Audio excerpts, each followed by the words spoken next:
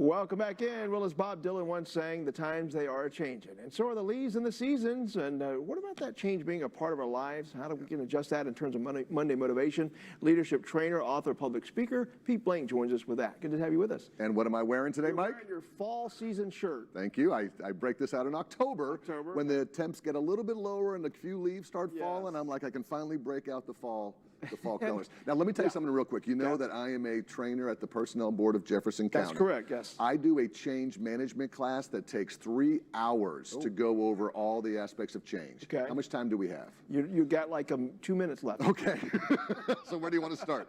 Let's start with that, though, because change is difficult for a lot of folks. Right. Change is difficult, but inevitable. Yes. And that's what I want to say. And it's kind of cool because when you think about the creation of seasons changing, like change has been put into our DNA with spring, summer, fall. So change is going to happen in the seasons. Change is going to happen in our lives with birth and death. So change is inevitable. So when we get upset when little changes happen at work or little changes, it's okay. It's going to happen. People who don't realize that change is a part of life are going to be a little more less engaged. So my thing is just to remind everybody, stop trying to stop change. Okay. Change is inevitable in every aspect. Because it does, though, cause stress. It causes stress to people when they don't expect it. But what if I told you that we're wired to accept it? I mean, think about animals that fly south for the winter.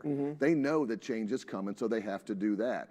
We know that our bodies have given us this sort of resilience to say, hey, change is happening, but you can get over it. You can overcome it. Think about when like a policy comes out or a law comes out or a change comes out, and at first you're like, this is going to be awful. This is going to stink. And within 2 weeks, you've adapted.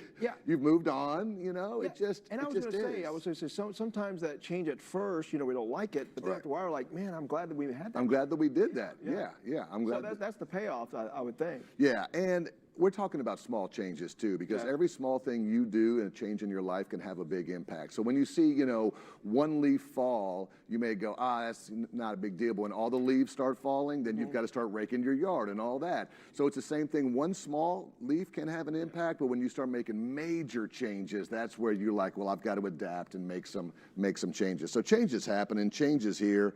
I just don't want people to fall behind and stagnate. You've got to accept it. It's a good message today. By the way, Jim Gaffigan, the stand-up comedian, has a funny bit about leaves changing. And let's just drive 3 hours to watch something die. To watch something die. No.